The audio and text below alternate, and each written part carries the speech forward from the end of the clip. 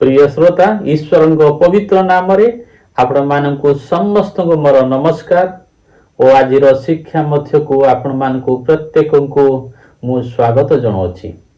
आज शीर्षक है ख्रीष्टीय भित्तिमूल बा ख्रीस्टियन फाउंडेशन।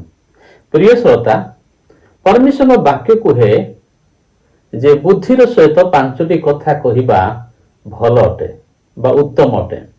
तो आसतु आमे जो ख्रीष्टीय भित्तिमूल उपर स्थापित होइछु, आमे जो ख्रीष्टीय भित्तिमूल उपर विश्वास करूछु बा मानकर जो फाउंडेशन ख्रीष्टीय भित्तिमूल से विषय जे माने शिखिबा जहाँकि आम पाई बहुत गुरुत्वपूर्ण विषय अटे।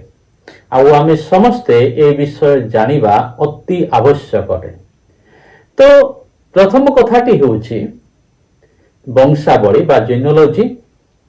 आपण माने जानते माथ्यू पुस्तक तार प्रथम पर्व जेतेबेला माने पढ़ी थाउ ताहा मान को बोरिंग लगी थाए। कौन एटा सब ना लिखाई छी, गोटे लंबो लिस्ट गोटे लिखाई छी।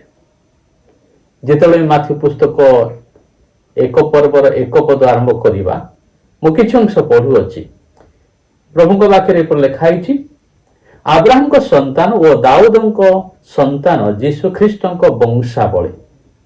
अब्राहम इसहाक को जन्म देले, इसहाक जाकुब को जन्म देले, जाकुब जिहुदा और तांको भाई मान को जन्म देले, जिहुदा तामर गर्भर पेरस और शेरह को जन्म देले, पेरस इब्रन को जन्म देले। एपरी ये ताकू जन्म देले, से ताकू जन्म देले, से ताकू जन्म देले। एपरी पूरा कंटिन्यू प्रोसेस रे लंबो एक चिठा लिखाई छे। एठी आमाने कोन आत्मिक भाव को बाहर करिबा, कोन शिखिबा विषय को बाहर करिबा ताहा बेबेले माने द्वंद्व ही थाउ। अनेक तो पढ़िया पे इच्छा भी करंत नै, केवल गोटे लंबा चिठा गोटे दिया हिची बा लंबा लिस्ट गोटे लिखाई छी बोली आम माने कोन करि थाउ बेबेले याकू पढ़ी न थाउ। ये ताकू जन्म देले, से ताकू जन्म देले, से ताकू जन्म देले, से ताकू जन्म देले। एटा मान को आत्मिक विषय पे कोन शिखिबा से विषय बड़ द्वंद्व ही थाते। एपरि कि जहाँ लेखा हिची बहुत बड़ लंब ना गुड़िक। तो एपरि जहाँ किछि आउ टिके पढुछि देखंतु ताहा मतान जाकुब को जन्म देले, जाकुब मरियम को स्वामी जोसेफ को जन्म देले। एही मरियम को गर्भरु जीशु जन्म हेले जहाँ को ख्रीष्ट कहा जाए। तापर लेखे 17 पदर 1 और 17 पद पढ़ु अछि। एही प्रकार सर्वसुधा अब्राहम को ठारू दाऊद को पर्यंत 14 पुरुष, आउ दाऊद को ठारू बाबिलोन निर्वासन पर्यंत 14 पुरुष, पुणी बाबिलोन निर्वासन ठारू ख्रीष्ट को पर्यंत 14 पुरुष। एडी 14 पुरुष 14 पुरुष 14 पुरुष 3 थर लिखाई छे।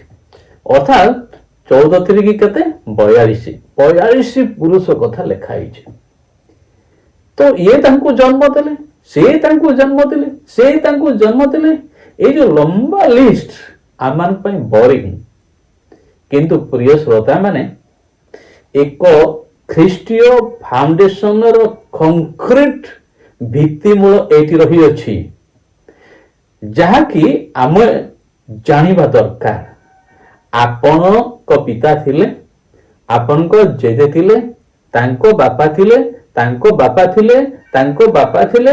एपरी जदि आपणकर चिठा जदि लिस्ट बाहर करिवे, आपण वंशावली बाहर करिवे ताहेले मते बहुत लंब ना हेबो। किंतु एते बड़ लंब ना हेबा बड़ा मुश्किल अटे। एते बड़ लंब ना पाइबा संभवपर नाही। सबु ठारू बहुत बड़ लंब जेनियोलॉजी बा वंशावली दिया जाइछि जहाँ कि बहुत बड़ कंक्रीट अटे, भित्तिमूल अटे। आउ सेहु भित्तिमूल देकी प्रभु जीशु ख्रीष्ट जन्म ग्रहण कले। तो 14 3 की 42 पुरुष कथा लिखाई छी। प्रिय श्रोता एते बड़ वंशावली कथा जो लिखाई छी एक दर्पर विषय, एक गर्वर विषय अटे। एते बड़ लंबा चिठा एते बड़ लंबा वंशावली जानिबा आम पई खुशीर कथा जो वंशावली देकी प्रभु जीशु ख्रीस्ट जन्म ग्रहण कले बहुत बड़ लंबा आपणकर किछि जनकर लंबा ही पारे केते जन को आपण कहि पारंती तापर एते लंबा कहि पारिबे नाही। तो प्रिय श्रोता एक वंशावली आमाने प्रत्येक केहू ना केहू वंश रे जन्म होइछो केहू ना केहू वंश रे जन्म होइछो आपण मानकर कौन ना कौन सी वंश थिबो मोर भी से प्रकार वंश अछि ठीक से प्रकार जीशु ख्रीष्ट जे एई जगत रे जन्म ग्रहण कले तांकर भी गोटे वंश थिला आउ जो वंश रे कि से जन्म ग्रहण कले तो सेई वंशर एक लंबा तालिका आपण को जानिबा पाई समस्त को जानिबा पाई आम समस्त को जानिबा पाई दिया जाइछि अर्थात से कहानी नहंते Jesus Christ is not a story is a history गोटे लंबा वंशावली दिया जाइछि एथिपाई एपरि वंशावली आमे कोठी पाइबा को पारिबा नाही खोजिले भी पाई पारिबा नाही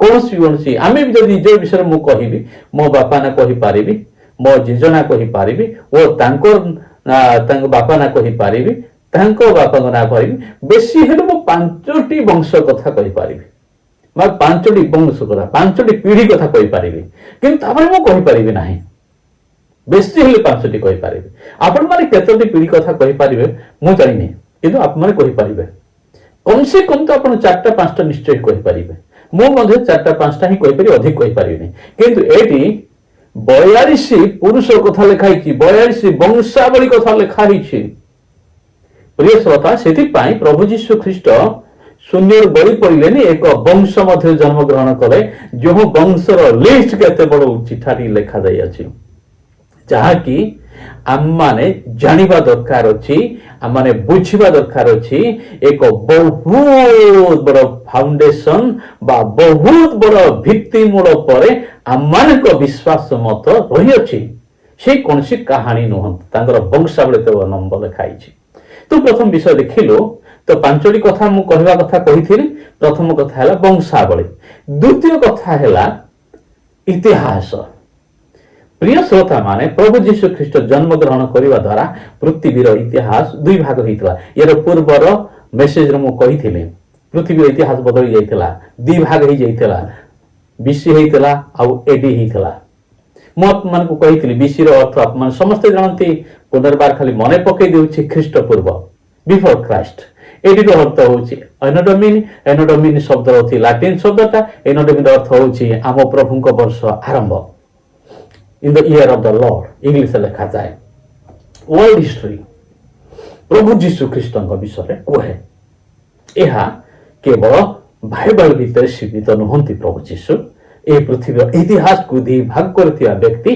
और तांको जन्म द्वारा पृथ्वी इतिहास दी भाग होइतला सेति पय प्रत्येक तांको जो माने ग्रहण करंती हृदय रे स्थान दियंती से मान को इतिहास मद बदली जाए से मान को जीवन बदली जाए से मान जेते दुष्ट थिले मद साधु हो जानती अपवित्र थिले मते पवित्र हंती अधार्मिक थिले मते धार्मिक हंती तो महान परमेश्वर तो द्वितीय विषयटी होछि कोन इतिहास विषयटी तो मैं शिखिलु प्रथम विषय थिला वंशावली द्वितीय विषयटा हैला इतिहास और तृतीय विषयटा भी होछि कोन एक इंटरेस्टिंग विषय आके जियोग्राफी बा भूगोल केहू जगह से जन्म ग्रहण करथिले जदि हो आज द्वंद्व रे रहिछंती कहीं अनेक वर्षर कथा को सठिक जानिबा एक सबपर नुहे तथापि ताहा प्रमाण करे नदी गुड़िक द्वारा भूगोल रे हमने नदी गुड़िक द्वारा पढ़िथिलु नदी विषय पढ़िथिलु आपण माने सप्तम अष्टम क्लास पढ़िथिबे से जगह निश्चय नदी मान विषय पढ़िथिबे वर्ल्ड मैप विषय पढ़िथिबे ओके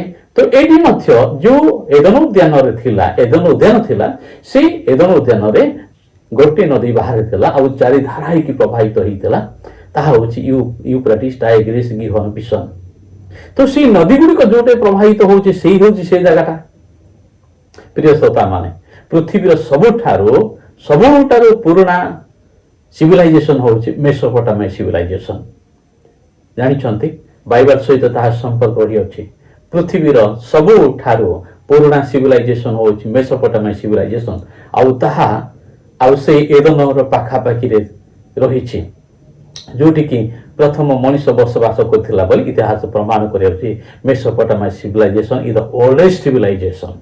तो प्रिय श्रोता माने तो इतिहास प्रमाण करे ये जोग्राफी मध्य प्रमाण करे। तो वर्तमान जगह होची से जगह अनेक कहती इराक होची से जगहटी बोली तापर आउ के जन कहती इथियोपिया बा आर्मेनिया बोली भी कहती।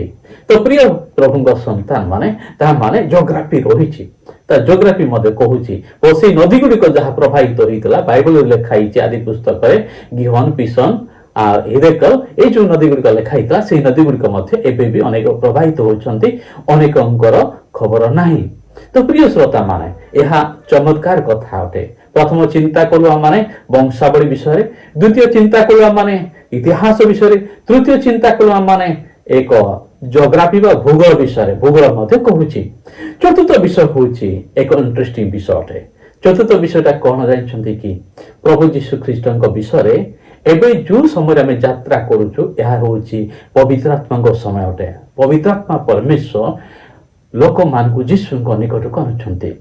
अनेक कहउछन्ति ना काहाकु प्रलोभन करिकि ख्रीष्टान करउछन्ति। एटा अनेकंकर मत अटे। एपरि अनेकंग भ्रांत मत रहिछि कारण आमाने समस्ते ईश्वर को विषय जानिबा कष्टकर अटे।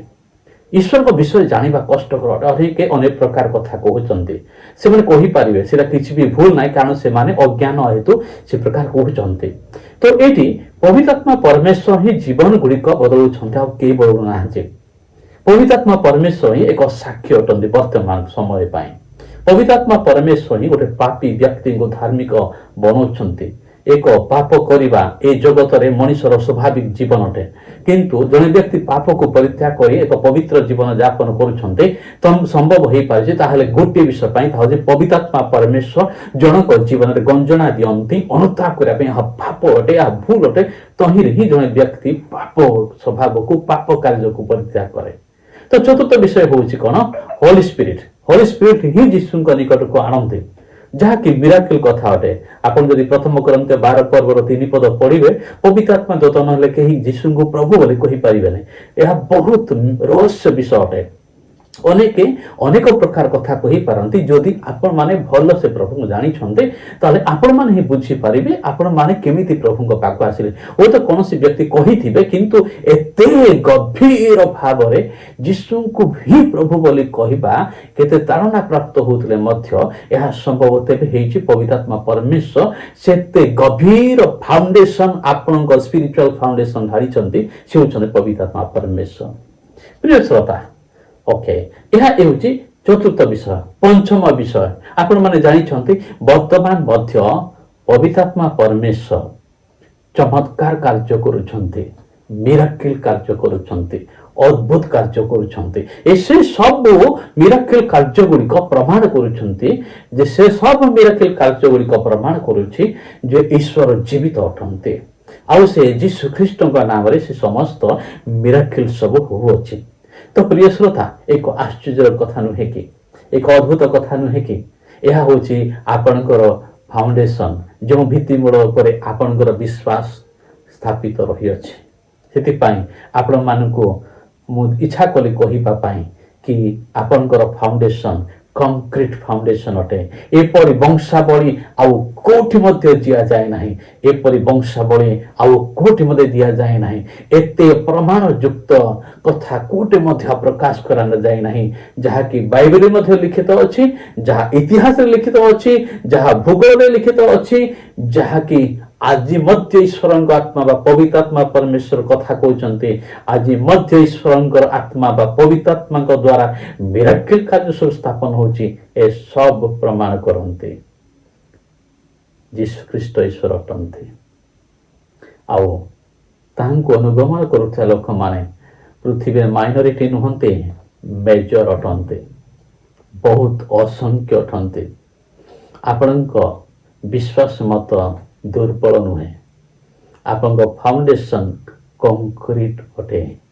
एथिपाई आपण उत्साहित हुंतु, आनंदित हुंतु आउ पवित्र जीवन काठी तांको प्रतिज्ञा जे शेष रे आमानकु एक पृथ्वी रे राजा करिबा पई नुहे स्वर्ग रे प्रजा करिबा पई ଈଶ୍ୱର ଆପଣଙ୍କୁ ବାଛିଛନ୍ତି ସ୍ୱର୍ଗକୁ ଯିବା ପାଇଁ, ଏ ପୃଥିବୀ ଦୁର୍ଗନ୍ଧମୟ ପୃଥିବୀରେ ରହିବା ପାଇଁ ନୁହେଁ। ଆଉ ଏ କଥା ସମସ୍ତେ ଜାଣିବା ଦରକାର ଅଛି। ଆପଣମାନଙ୍କ ଜୀବନରେ ଆମମାନେ ବଛା ଯାଇନୁ ଏ ଜଗତ ପାଇଁ। ସମସ୍ତେ ଏ ପୃଥିବୀରୁ ଦିନେ ନା ଦିନେ ଆମେ ଚାଲିଯିବା, ସମସ୍ତେ ଆମେ ଦିନେ ନା ଦିନେ ମୃତ୍ୟୁଭୋଗ କରିବା। କିନ୍ତୁ ଯୀଶୁ ଖ୍ରୀଷ୍ଟଙ୍କ ଠାରେ ବିଶ୍ୱାସ କରୁଥିବା ହେତୁ ପ୍ରଭୁ ଯୀଶୁ ଆମକୁ ଯେଉଁ ପ୍ରତିଶ୍ରୁତି ଦେଇଛନ୍ତି, କଥା ଦେଇଛନ୍ତି, ମୁଁ ହେଉଛି ପୁନରୁତ୍ଥାନ ଓ ଜୀବନ, ଯେ ମୋ ଠାରେ ବିଶ୍ୱାସ କରେ ସେ ଯଥାପି ମରେ ତଥାପି ସେ ବଞ୍ଚିବେ, ଏ ଭରସା ଆମର ଅଛି। ପ୍ରଭୁ ଯୀଶୁ ଗ୍ରହଣ କରି ଆମମାନେ କୌଣସି କଲର୍ ଚେଞ୍ଜ କରିନୁ, କୌଣସି ଲାଙ୍ଗୁଏଜ ଚେଞ୍ଜ କରିନୁ, କେଉଁଟେ ଯିବା ପାଇଁ ହେଇନାହୁଁ, କିନ୍ତୁ ଗୋଟିଏ ଜାଗା ଯିବା ପାଇଁ ହେଉଛୁ, ତାହା ହେଉଛି ସ୍ୱର୍ଗକୁ। ଆଉ ତାହା ବି ମଲା ପରେ, ମରିକି ପୁନରୁତ୍ଥିତ ହେଲା ପରେ। ସେଥିପାଇଁ ଆମମାନଙ୍କ ଜୀବନର ତ୍ରାଣକର୍ତ୍ତା ଭାବରେ ଯୀଶୁ ଗ୍ରହଣ କରୁଛୁ, ପରିତ୍ରାଣ ପାଇବା ପାଇଁ। କୌଣସି ବ୍ୟକ୍ତିଙ୍କ ବିରୁଦ୍ଧରେ ନୁହେଁ, ନିଜକୁ ଏକ ପାପ ଶୂନ୍ୟ ଜୀବନ କାଟିବା ପାଇଁ, ଏକ ଧର୍ମମୟ ଜୀବନ କାଟିବା ପାଇଁ। ତ ପ୍ରିୟ ଶ୍ରୋତାମାନେ, ଆପଣଙ୍କର ଫାଉଣ୍ଡେସନ୍ ପବିତ୍ରତା ପାଇଁ, ଅପବିତ୍ରତା ପାଇଁ ନୁହେଁ। ଈଶ୍ୱରଙ୍କ ବାକ୍ୟ କୁହେ ଯେ ଧାର୍ମିକ ଆହୁରି ସେ ଧର୍ମାଚରଣ କରୁ, ଯେ ଅଧାର୍ମିକ ଆହୁରି ସେ ଅଧର୍ମାଚରଣ କରୁ। ପ୍ରଭୁ ଯୀଶୁ କହିଛନ୍ତି ଆମ୍ଭର ହସ୍ତରେ ପୁରସ୍କାର ଅଛି। ଆପଣ ଏ ଯେଉଁ ଫାଉଣ୍ଡେସନ୍ ମଧ୍ୟରେ ସ୍ଥାପିତ ହେବା ପାଇଁ, ଠିଆ ହେବା ପାଇଁ ସୁଯୋଗ ପାଇଛନ୍ତି। ନିଜକୁ କ'ଣ ଧାର୍ମିକ କରି ରଖୁଛନ୍ତି? ଏହି ଭିତ୍ତିମୂଳର ଯୋଗ୍ୟ ବ୍ୟକ୍ତି ଭାବରେ ନିଜକୁ ପରିଚୟ ପାଇ ପରିଚିତ ପରିଚୟ ଦେଉଛନ୍ତି ନା ଆଉ କ'ଣ? ପ୍ରଭୁରେ ସ୍ଥିର ଅଛନ୍ତି ତ? ନିଜକୁ ପ୍ରଶ୍ନ କରନ୍ତୁ। ଯଦି ନାହାନ୍ତି, ଅନୁତାପ କରି ଈଶ୍ୱରଙ୍କ ନିକଟରେ ଲାଗି ରୁହନ୍ତୁ। ତାଙ୍କ ଆସିବାର ସମୟ ଅତି ସନ୍ନିକଟ ଅଟେ। ଚିହ୍ନ ଓ ଲକ୍ଷଣ ସବୁ ସମ୍ପୂର୍ଣ୍ଣ ହୋଇଗଲାଣି। ଏହି ଅନୁଗ୍ରହର ଯେତେବେଳେ ସମୟ ଶେଷ ହୋଇଯିବ, ସେ ଆସିବେ ଆମମାନଙ୍କୁ ନେବା ପାଇଁ। ତାଙ୍କ ପ୍ରତ୍ୟେକ କଥା ସତ୍ୟ ଅଟେ, ଆଉ ସେ ସତ୍ୟ ଅଟନ୍ତି। ଏହି ଭିତ୍ତିମୂଳରେ ଆପଣମାନେ ନିଜକୁ ଯୋଗ୍ୟ ବିବେଚନା କରି, ଯୋଗ୍ୟ ବିବେଚିତ ହୋଇ, ଯୋଗ୍ୟ ଭାବରେ ଆପଣ ଦୃଢ଼ ଭାବରେ ନିଜକୁ ବନାନ୍ତୁ। ଆଉ ପ୍ରଭୁଙ୍କ ବାକ୍ୟ ଅନୁସାରେ ନିଜକୁ ପବିତ୍ର କରି ରଖନ୍ତୁ। ତାହାଙ୍କ ଅପେକ୍ଷାରେ ରହି, ତାହାଙ୍କ ଆସିବା ସମୟରେ ଯେପରି ଆମେ ସମସ୍ତେ ନୀତ ହେବା, ସ୍ୱର୍ଗକୁ ଯିବା। ଏଥିପାଇଁ ତ ଆମେ ଯୀଶୁଙ୍କୁ ବିଶ୍ୱାସ କରୁଛୁ, ଏଥିପାଇଁ ତ ଆମେ ଯୀଶୁଙ୍କୁ ବିଶ୍ୱାସ କରୁଛୁ। ଆଉ ତାହା ଦିନେ ସଫଳ ହେବ। ଦୁଃଖ, କଷ୍ଟ, ନିନ୍ଦା, ତାଡ଼ନା ଏସବୁ ଦିନେ ସରିଯିବ। ଆନନ୍ଦ ହିଁ ଆନନ୍ଦ ଥିବ। ଏହି ଭିତ୍ତିମୂଳ ଯେଉଁ ସ୍ଥାପିତ ହୋଇଛି, ଆନନ୍ଦ ଜାଗାକୁ ନେବା ପାଇଁ ପ୍ରଭୁରେ ସ୍ଥିର ରୁହନ୍ତୁ। ପ୍ରଭୁ ଆପଣମାନଙ୍କୁ ସମସ୍ତଙ୍କୁ ଆଶୀର୍ବାଦ କରନ୍ତୁ। ନମସ୍କାର।